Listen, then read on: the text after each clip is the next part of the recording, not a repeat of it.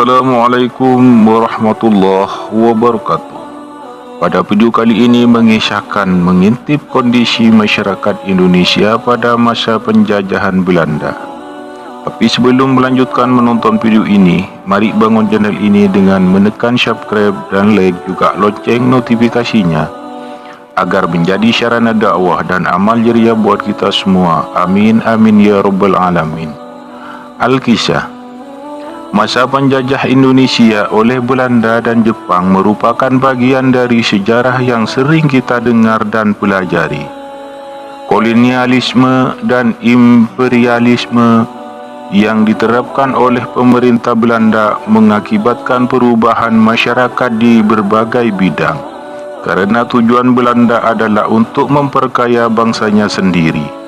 Banyak dari kebijakan yang berlaku sangat merugikan masyarakat Indonesia di masa penjajahan.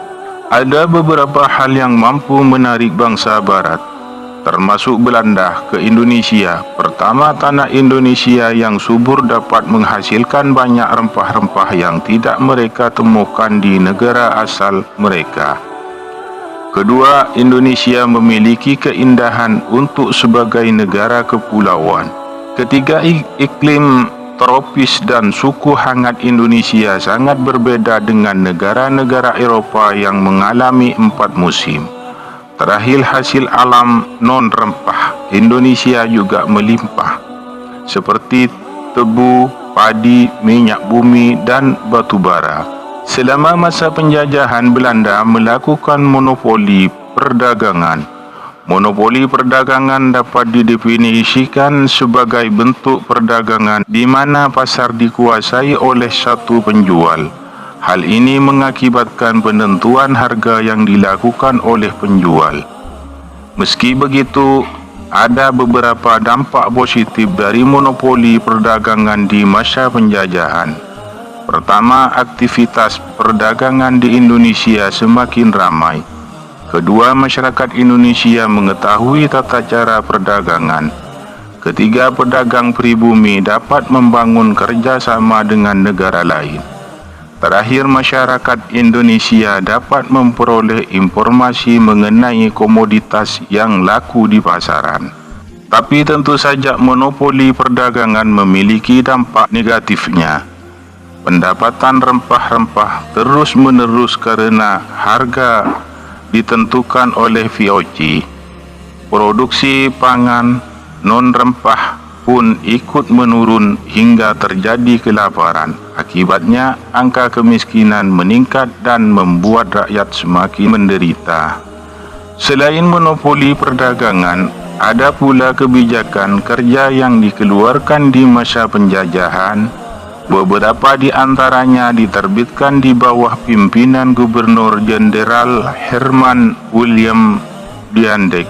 Kebijakan yang dikeluarkan meliputi 3 bidang, yaitu bidang pertahanan dan keamanan, bidang pemerintahan, dan bidang ekonomi sosial. Kebijakan Belanda di bidang pertahanan dan keamanan termasuk pembangunan benteng pertahanan, pembangunan pangkalan angkatan laut di Anyer dan Ujung Kulon, pembangunan jalan raya Anyer Panarukan, pembangunan pabrik senjata, dan peningkatan jumlah tentara.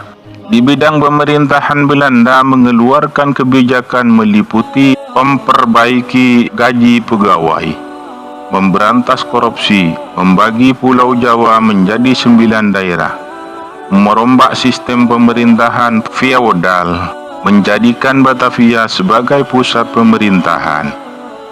Terakhir, di bidang sosial ekonomi terdapat 4 kebijakan, yaitu kontingenten, verpflichte, livrante, Vrijheidsstelsel, dan kerja rudi.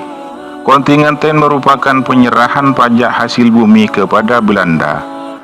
Verpflichte livrante adalah kewajiban rakyat untuk menjual hasil panen kepada Belanda sesuai harga yang ditetapkan. Vrijheidsstelsel merupakan kewajiban rakyat Priangan untuk menanam kopi. Terakhir, kerja rodi adalah sistem kerja paksa tanpa upah bagi rakyat Indonesia.